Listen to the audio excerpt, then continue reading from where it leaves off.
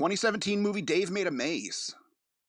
EK turned me on to this movie. He said, you got to see it. He showed me a scene, and I was like, this is amazing. If you watch this movie on mute, it is still entertaining the whole way through because the set design is so incredible. Yeah. See, when I make a pun, nobody laughs. This is my point. It's like puns aren't funny. There was no pun there. I made a pun. Oh. This movie was amazing. Oh, See what I mean?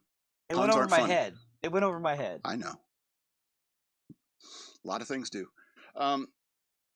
So EK turned me on to this because he's like, the entire set design is made of cardboard and paper and everyday household objects like playing cards and string and yarn and stuff like that. And he showed me this one scene, and I was, even the practical effects are like cardboard and paper and string. It's really quite amazing. Really quite a creative movie in that regard. And that's like a big chunk of the stars for me in this movie. Because basically this girl comes home from work and finds out that her unemployed boyfriend has built a fort in their a cardboard fort in their apartment. And she's like, why don't you come on out? And he's like, I can't get out. It's just a lot bigger on the inside and I'm lost. And she's like, well, why don't you just stand up? He's like, oh, no, I taped it to the carpet. And she tries shaking it. And he's like, no, don't do that. Don't do that. Like, what? And so calls all the friends over, like, help me get him out of here. Because Dave is having an existential crisis, basically. Yeah, it starts out feeling like an intervention. Yeah, it's almost like an intervention. And so, and Dave actually is having an existential crisis. That's kind of the point of the movie, is that when you step into the maze, you're stepping into this man's imagination. And just to be a part of the production design team and making all these sets must have been such a blast, folding origami stuff, making rooms like this one with a big giant head and the balconies and all out of cardboard and paper. It's great. It's really brilliant in the way it's designed that way. And so the friends are like, come on out, or, we're going to come in. They're like, don't come in, you'll get lost. And so they come in and they get lost. And crazy stuff happens. Like, people get killed. What was that girl, Penelope from Criminal Minds? She was in it.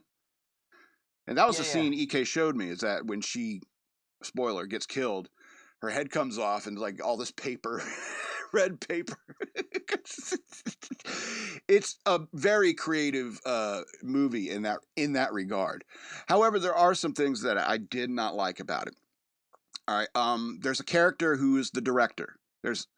This seems to be happening more and more in movies where some guy is like a documentarian, and so he's got a friend who's a cameraman, he's got a boom mic guy, and he's the director, and he says things like cheat out a lot and so forth, And this kind of character in any movie is completely unnecessary. It's basically a director writing himself into the movie, and I don't like that. It takes you out of it. All right. I feel like they were making fun of obviously that, though, and because that was something that they encounter in their acting careers. Right. But the point is that it's a little bit too much like industry insider. Yeah. And so I don't like that in movies. It's like the only reason he's there is to make jokes about, just for the staff and crew, the crew and the cast. And who's that fun for? Just them. So I don't like that kind of character. What I do like, one good aspect of the movie is it always remains whimsical. There's a real whimsical element that, so you even though people are like, their heads are coming off and stuff like that, there's still these jokes and people are like, bantering back and forth like friends do. And that helps keep the spirits up, during the course of a movie. It allows you to say, oh, this is all goofy. They get inside the maze and it's huge. And it doesn't make any sense. It doesn't apply to the laws of physics. So you're literally stepping into a guy's imagination. And the whole point of this thing is that, Dave didn't have a job. And men like us, we need to work. We need to create things in order to feel like we are doing our job in this world. And so what the maze represents, the labyrinth really, it's actually a labyrinth if you're being technical about it. What it represents is Dave being able to finish something. I've been there where get fired. You know, you lose some jobs because you punch a horse in the face. You know, and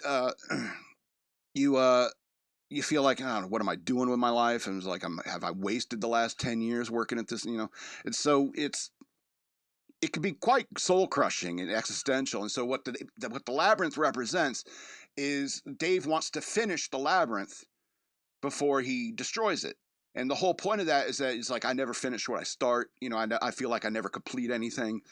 And so it's kind of a existential crisis for Dave, and it shows it's wearing on his relationship with his girlfriend, or was it a wife? I don't know, wife, girlfriend. And although his friends showed up to help him, you know, and they're being supportive and stuff like that. And Dave eventually starts to realize what he actually has. Yeah, I have a good group of friends. I have a girl that cares about me a lot, and it ain't so bad. Things ain't so bad. And I think that's an interesting premise. But what I really don't like about this movie is the ending. I would have done way different the ending. I like the solution. They come up with a solution to like how to solve the maze, and I thought, okay, that's a good way to do it. But the way they executed it is like somewhat poor. Somewhat poor. I was kind of disappointed. I like the exterior. Like, there's a lot of awesome stuff on the inside of the maze. A lot of good scenery. You know what I mean? But what I really like the exterior because there's all these like steam pipes coming out. It's like when you first walk into the room, it's just, you see it's a finite fort. It's about the length of like your living room, but there's all these like steam pipes and like fans and whirling things and smoke coming out of the stacks, and you're like, what the hell is going on? I wanted to look inside that one for real. It's like, how did you do that inside there? Because, like I said, you watch this movie and you're like, it must have been a blast working on these practical effects, working on the scenes, the sets, cutting out tons of tissue paper and, you know, creating a monstrosity like this. Building like a literal maze out of sets. It must have been fun. Highly recommend this movie. Do not like the end. Dave Made a Maze 2017 movie, 10 of 13 stars. Should have fixed that end. That would have been way higher. It would have been 12, maybe 13 stars if the ending was better.